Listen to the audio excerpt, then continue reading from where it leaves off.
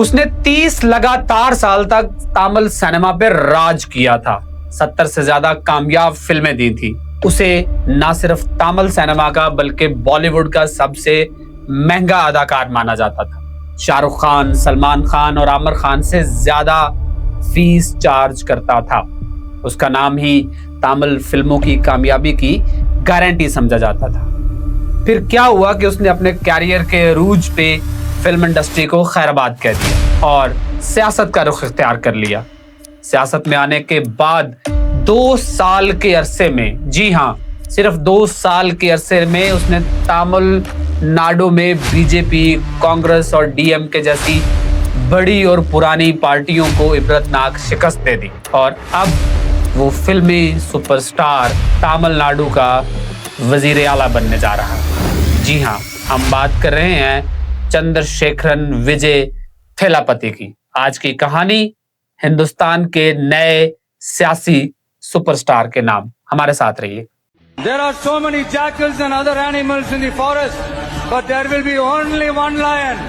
And even if it is single, it will be the king of jungle.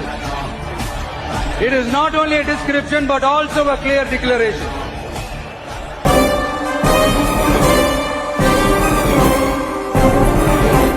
इस कहानी के 2 हिस्से हैं, विजय का फिल्मी कैरियर और विजय का सियासी कैरियर। पहले हम उसके फिल्मी कैरियर पे बात करते हैं। 1984 में विजय ने अपने बाप की फिल्म वेट्री में चाइल्ड आर्टिस्ट के तौर पे काम शुरू किया। पहला लीड रोल नलैया थेरप्पो नामी फिल्म में 1992 में किया। वो उस वक्त 18 साल का था। उसके बाद लव टुडे, कौशी और फ्रेंड्स जैसी कामयाब फिल्में दी। लेकिन विजय की कामयाबी का असल दौर 2003 से शुरू हुआ, जब उन्होंने 2003 में थिरुमलाई और 2004 में गिली जैसी शानदार फिल्में दी। कमर्शियली सक्सेसफुल सिनेमा में विजय ने धूम मचा दी। 2005 में थिरुपाची और 2007 में पोकेरी ने तो कामयाबी के रिकॉर्ड्स तोड़ दिए। अपने आप को कमर्शियली सक्सेसफुल साबित करने के बाद विजय ने कुछ क्रिटिकली एक्लेम्ड फिल्मों में भी काम किया। सरकार, बीस्ट, मास्टर और ल्यू जैसी फिल्मों में अदाकारी के जौहर ऐसे दिखाए कि फिल्म क्रिटिक भी हैरान रह गए। इससे यह साबित हुआ कि विजय सिर्फ सुपरस्टार ही नहीं था और वो सिर्फ फिल्मों से पैसा ही नहीं कमा सकता था, बल्कि अपनी एक्टिंग के जौहर से देखने वालों को हैरान कर सकता था। तमिल इंडस्ट्री में काम करने के बावजूद विजय को किसी भी बॉलीवुड अदाकार के हमपल्ला समझा जाता। शाहरुख खान, आमिर खान, सलमान खान और अक्षय कुमार जितना मुआवजा एक फिल्म का लेते थे, विजय उनसे ज्यादा मुआवजा लेता था। इसका मतलब ये था कि विजय को देखने वाली ऑडियंस ना सिर्फ तमिलनाडु और पूरे हिंदुस्तान बल्कि पूरी दुनिया में मौजूद थी। इस तरह का स्टारडम होते हुए, इस तरह का हीरोइज्म होते हुए विजय ने एकदम फिल्म इंडस्ट्री को खैराबाद कह दिया। ये मुश्किल फैसला होता है, लेकिन विजय ने अपने सूबे की सियासत में कदम रखने के लिए फिल्म इंडस्ट्री को खुदा हाफिज कह दिया। विजय थेलापति का सियासी नजरिया ये था कि हिंदुस्तान को एक सेकुलर स्टेट होना चाहिए। इंडिया का सेकुलरिज्म, जिसमें तमाम मज़ाहब मिलजुल कर रहते हों और उसमें किसी किस्म की कोई तफरीक ना हो, जो दरअसल इंडिया के कॉन्स्टिट्यूशन में मौजूद है, विजय का आइडियल था। जब विजय ने हिंदुस्तानी समाज में नरेंद्र मोदी की हुकूमत के बाद ये फैब्रिक टूटते हुए देखा, तो उसने इसके खिलाफ आवाज बुलंद करना शुरू कर दी। 2019 के सिटीजन अमेंडमेंट एक्ट के खिलाफ, जिसे बीजेपी ने नेशनल असेंबली से पास किया था, विजय ने एहतजाज किया। विजय का कहना था कि इस एक्ट या कानून के बाद हिंदुस्तान में बरादरियों और मज़ाहब की इनफरादी आज़ादियाँ ख़त्म हो जाएंगी और उनको उनके अपने अकायद के मुताबिक काम करने में मुश्किल पेश आएगी। शायद यही वो मौका था जिसके बाद विजय ने सोचा कि काम सियासत में रहकर होगा और अगर कोई तब्दीली लानी है तो फिर फिल्म इंडस्ट्री को छोड़ के पॉलिटिक्स ज्वाइन करना पड़ेगी। जी हाँ, फिर थेलापति विजय ने टीवी के नाम से एक नई सियासी पार्टी का आगाज किया। टीवी के का मतलब है तमिलनाडु वेट्री कड़गम।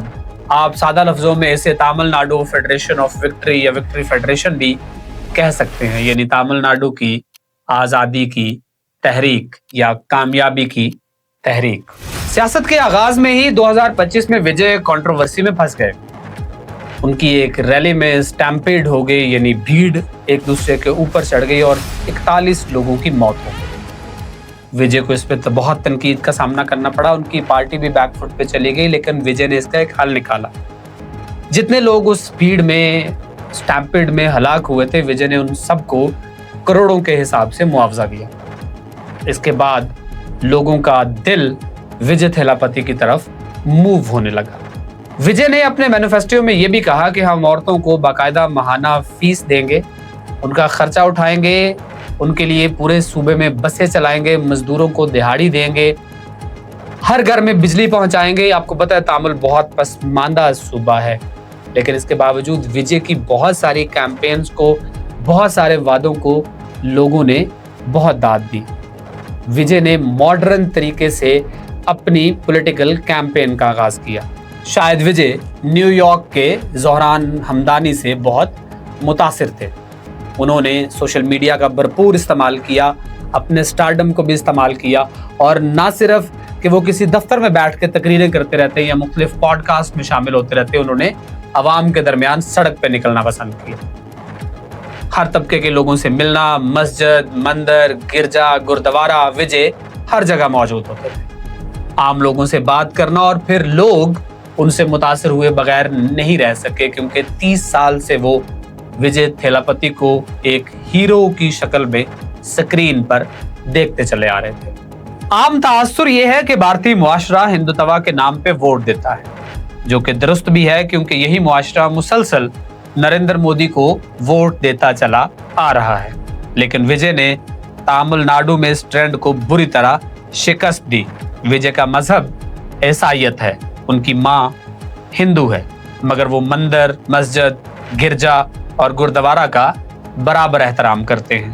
तमिलनाडु में ईसाई आबादी सिर्फ 40 लाख है, यानी 40 लाख की आबादी के मजहब वाला विजय थेलापति 7 करोड़ के सूबे का वजीर आला बन गया है। विजय की टीवीके के मुकाबले में एमके स्टालिन की पार्टी थी, जो पिछले 30 सालों से तमिलनाडु पे हुकूमत कर रही थी। पहली बार इलेक्शन लड़ने वाली टीवीके ने डेकेड्स ओल्ड सियासी पार्टियों यानी कांग्रेस, डीएमके, डीएमआईए और बीजेपी को बुरी तरह शिकस्त दी। इंडिया की सियासत में आप जानते हैं शत्रुघ्न सिन्हा, अमिताभ बच्चन, राज बब्बर, धर्मेंद्र, हेमा मालिनी, चंद्रशेखरन, जयललिता, कंगना रनौत, सनी देओल, बहुत सारे फनकारों ने पॉलिटिक्स में हिस्सा लिया। वो कामयाब भी हुए, उन्होंने अपने अपने इलाकों के इलेक्शंस भी विन किए, लेकिन विजय ने इन सब पे बरतरी हासिल कर ली। 2 साल के अंदर अंदर उन्होंने एक सियासी पार्टी बनाई और पुराने सियासी खिलाड़ियों को बासानी शिकस्त दे दी।